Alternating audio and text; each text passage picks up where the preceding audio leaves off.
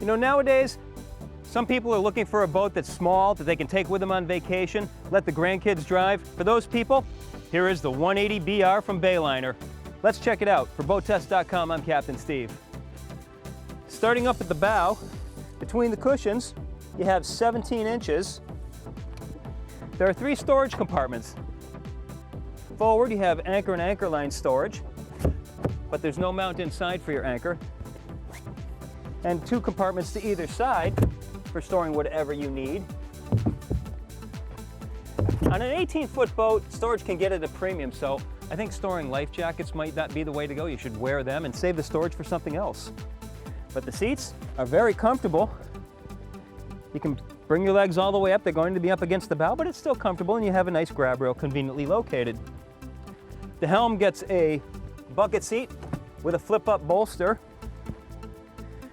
Dash is not too cluttered. You've got miles per hour and your tack over to the other side.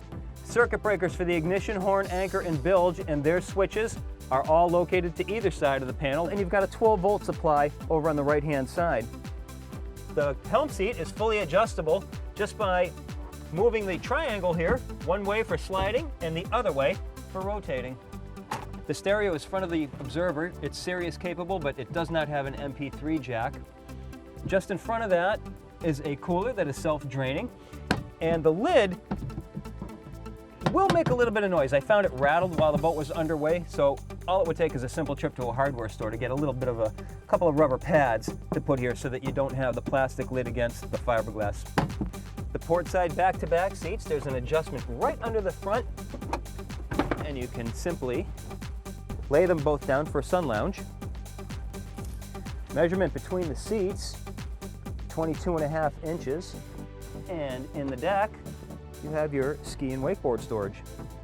Now this hatch is not hinged. That's going to be one of the trade-offs that you get on a price point boat, but it's not a problem here because it is carpeted all around the hatch, and you've got an aluminum frame, so they fit together nice and snug, so this will not be bouncing out as the boat starts hitting waves. Notice you have dedicated storage for your white all-around nav light, bench seat going all the way across the transom. Our test boat is powered by a Mercury 90 horsepower Optimax. You can opt for either a 115 or a 125 horsepower. All the way at the transom, you have a dive platform and a 3-step boarding ladder.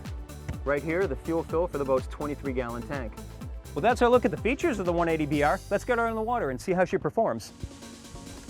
The Bayliner 180 has a length overall of 18 feet, a beam of 7 feet 6 inches, and she draws only 2 feet 7 inches. She has an empty weight of 1,714 pounds, and with a 23-gallon tank filled and 2 persons on board, we calculated a test weight of just slightly over 2,300 pounds.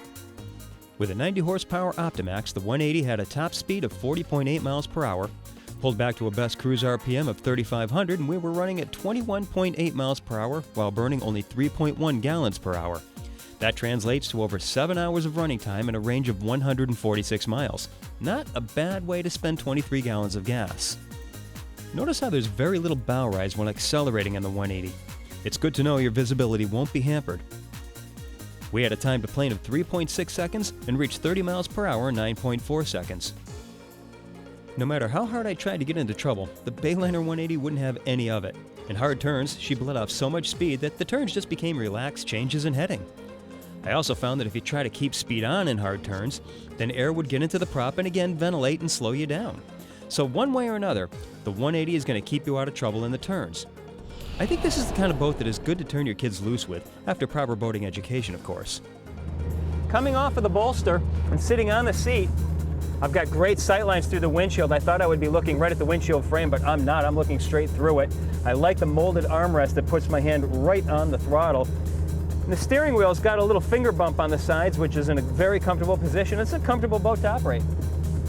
I really like the Bayliner 180. About my only complaint that I can come up with on this boat is with the bolster. It needs to go back a few more degrees, because when you're sitting on it and you start bouncing around, it's easy to get knocked down. And that's pretty much all I can come up with on this boat. It's a very nice, very comfortable, easy handling boat. Well, there's our look at the 180BR from Bayliner. For BoatTest.com, I'm Captain Steve. We'll see you on the water.